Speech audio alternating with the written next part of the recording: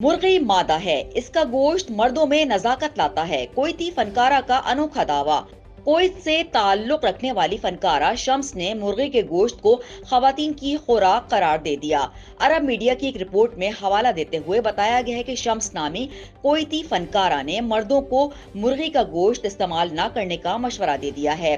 शम्स का दावा है कि मुर्गी का गोश्त मर्दों में नजाकत लाता है क्योंकि मुर्गियां खवातीन की खुराक हैं। मर्दों को मर्दाना खुराक इस्तेमाल करनी चाहिए। दुनिया में हर चीज में नर और मादा होते हैं। मुर्गी मादा है, लिहाजा मर्दों को मुर्गी नहीं खानी चाहिए। उन्होंने मजीद कहा कि बेहतर होगा कि मर्द हजरात पाए और इस जैसे दीगर खाने इस्तेमाल करें। फनकारा के बयान ने सोशल मीडिया पर तबसरों का नया सिलसिला शुरू कर दिया है। कोई इस बयान को मजाक तो कोई गैर संजीदा बयान करार दे रहा है। स्टार न्यूज, जियो पाकिस्तान के लिए।